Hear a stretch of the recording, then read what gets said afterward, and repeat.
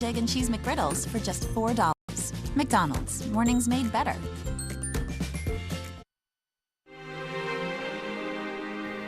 Good morning, America. The breaking news this morning celebrating the life of Senator John McCain, a towering figure in American political history. I'm the luckiest guy on earth. I have served America's cause, the cause of our security and the security of our friends, the cause of freedom and equal justice, all my adult life. A war hero who volunteered for service, risking his life in Vietnam, spending 5 years as a POW. A maverick in the world of politics, never afraid to take risks. True statesmen, giants of American politics. They come from both parties and from various backgrounds. Launching 2 campaigns for president, all while a champion for bipartisanship.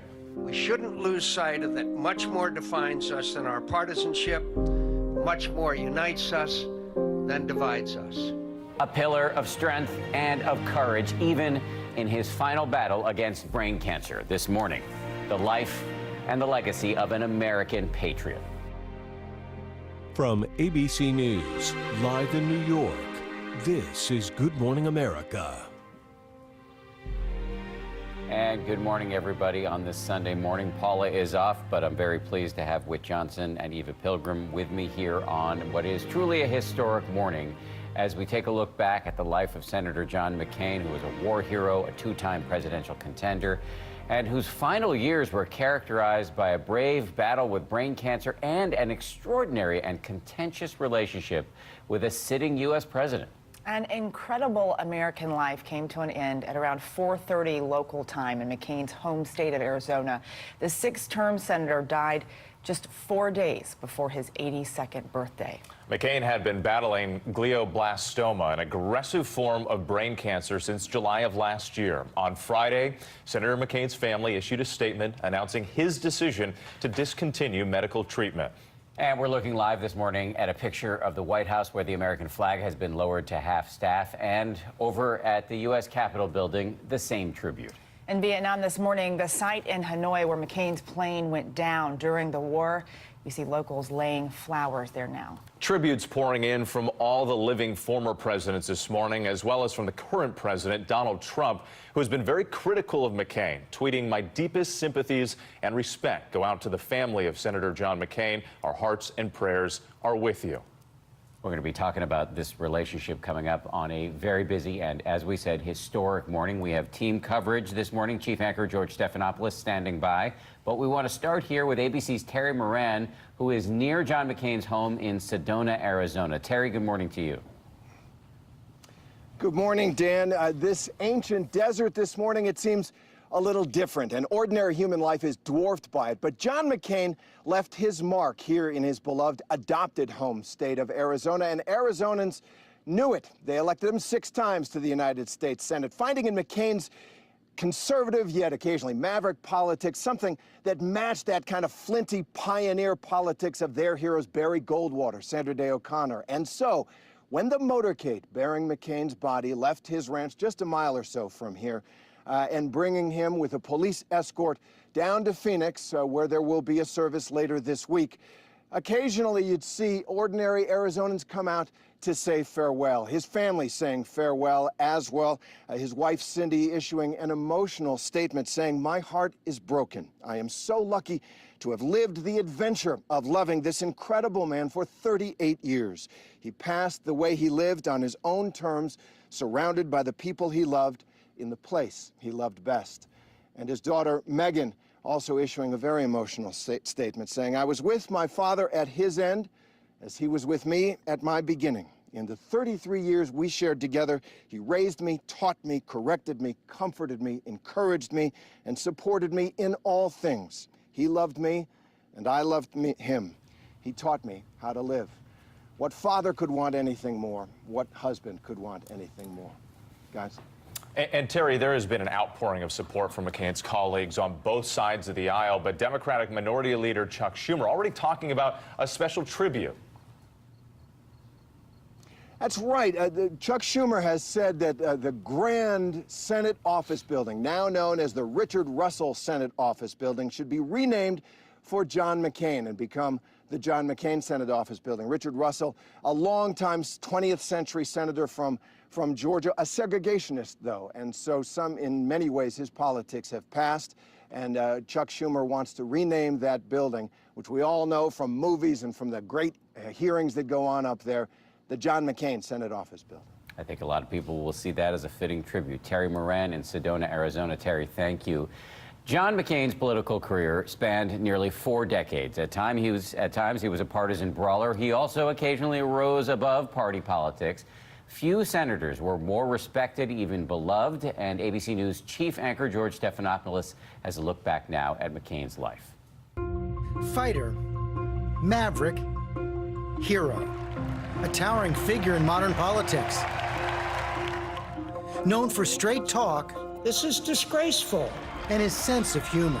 By the way, do you know the difference between a lawyer and a catfish? One is a scum-sucking bottom dweller, and the other is a fish. Senator John McCain spent his life in service to the country he loved. Born into a military family in 1936, he volunteered as a fighter pilot in Vietnam. While flying over Hanoi, he was shot down and captured. Beaten, tortured, McCain nearly starved during 5.5 years as prisoner of war. Pain I experienced, I don't know how, in some ways, that I was able to survive the injuries, but it certainly was a time in my life that I will always cherish in many ways. I observed 1,000 acts of courage and compassion and love, and those that I know best and love most are those that I was there with. After discovering his father commanded the Pacific Fleet, his captors offered to release him, but McCain refused to leave. He would not go while other Americans who had been detained longer remained in prison. He finally came home in 1973, with scars he would carry for the rest of his life. I fell in love with my country when I was a prisoner in someone else's. After his first marriage ended in divorce, McCain married Cindy Hensley, moving to her home state of Arizona. Elected there to the House of Representatives, and then the Senate. Good morning. Before that long-shot presidential campaign in 2000. I don't begin this mission with any sense of entitlement. America doesn't owe me anything.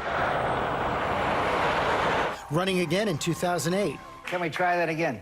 Da, da, da, da, da. Then 70 years old, the father of 7 was indefatigable, out campaigning a dozen primary opponents to secure the Republican nomination. I slept like a baby. Sleep 2 hours, wake up and cry. Sleep 2 hours, wake up and cry. And going rogue, he picked Alaska Governor Sarah Palin as his running mate. Governor Sarah Palin of the great state of Alaska. A choice he later regretted. In a tough campaign, still a man of honor, defending his opponent, Senator Barack Obama. I can't trust Obama. I have read about him, and he's an Arab. He is not. No? No, ma'am. He's a decent family man, citizen. Gracious, even in defeat. This campaign was and will remain the great honor of my life. McCain returned to the Senate, fighting 4 veterans against torture. Until that stunning announcement last year, brain cancer. This disease has never had a more worthy opponent. True to form, he vowed to fight, receiving a hero's welcome when he returned to the Senate floor just days after surgery, where he cast the deciding vote against President Trump's attempt to repeal and replace Obamacare. This past fall, he watched beloved daughter Megan get married. What is the biggest lesson you've learned from your dad? Because you tell us so much about him. That character matters, and that believing in something greater than yourself will always be important. I'm the luckiest person in the entire world. I mean, we are such a family that's filled with blessings, and we have such a bond and such a love. And in his final days, the man known as Maverick staying true to himself. In his memoir, The Restless Wave, issuing a final passionate plea for civility. Before I leave, I'd like to see our politics begin to return to the purposes and practices that distinguish our history from the history of other nations. I'd like to see us recover our sense that we are more alike than different. Our country, 'tis of thee. What great good we've done in the world, so much more good than harm. It's really striking to hear John McCain calling for civility in the midst of this era of toxic tribalism. George is with us now. Do you think that parting plea will be heard and heeded? I'd like to say yes. He didn't get to see it. We just saw in those final words, he said he didn't see the kind of civility he would like to see. And he was fighting for it right up until the end of his life in these final months in the Senate. You'd like to believe that as Americans look back on this life, a life of honor, a life of dignity, a life of decency, you know, marked by something that most people can't even imagine doing. You're offered freedom when you're a prisoner of war and you say no. Not until everybody else who was captured before me gets to go home. That alone would mark an entire life. Yet he continued to serve for decades and decades. You hope that that example makes a difference, but it is a very tough time. You know, speaking of this being a tough time, we mentioned at the top of the show that the current president, Donald J. Trump, sent out a tweet overnight sending his condolences and sympathies to the family.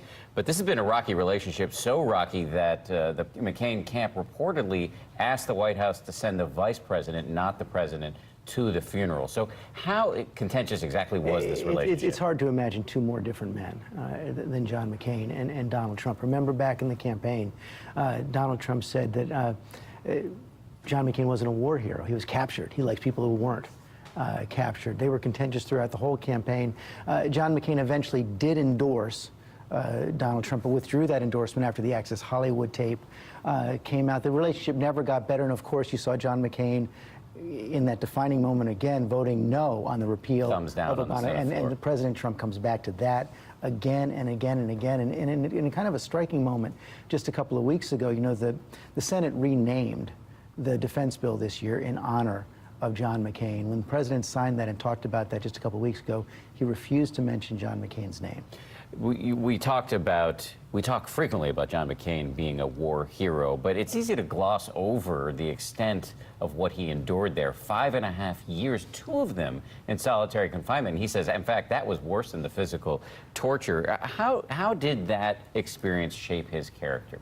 Well, we saw, I mean, it's the character he brought to that experience, I think, that is even more important. As we just talked about, the man who said no, as the son and grandson of admirals when he was offered the release. It's hard to imagine how it didn't affect every fiber of his being, and he said he came away with it with a great sense of patriotism. But remember the physical struggles he also had because of that. We see him in the hospital bed right there. John McCain had to have his aides carry a brush for him because he couldn't lift his arms above his shoulder and brush his own hair. Every day, a day marked by pain and scars. Every day, a day he fought through. A walking reminder of service and sacrifice. George Stephanopoulos, thank you very much. Great to hear from you on this very important morning. And I want to remind everybody, George, as always, has a big show this morning. He's going to be focusing, of course, on the life of John McCain. He'll be speaking with fellow Arizona Senator, Republican Jeff Flake, plus Democratic leader Nancy Pelosi, and the former head of the CIA, General David Petraeus. That's all coming up later this morning on This Week, right here on ABC. Thanks again. Thank you, guys. Yeah, thank you. I mean, you touched on this briefly, but not only was Senator John McCain unafraid to challenge senators in his own party, he formed deep bonds with those he disagreed with politically. Vice President Joe Biden saying overnight, above everything else, John was a friend. Here's an emotional moment when Vice President Biden appeared on The View and spoke to McCain's daughter, Megan. Your son, Beau, had the same cancer that my father was diagnosed with 6 months ago. And I'm sorry. But look, one of the things that gave Beau courage, my word, was John. Your dad, you may remember when you were a little kid, your dad took care of my Beau. Your dad, when he was a mill aide, worked with me, became friends with Beau. And Beau talked about your dad's courage, not about illness, but about his courage. And if anybody can make it, your dad, her dad is one of my best friends. Her dad goes after me, hammer and tong.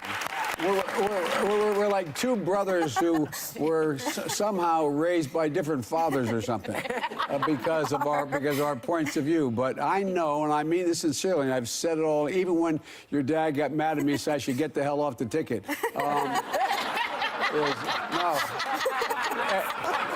And remember what I said about your dad?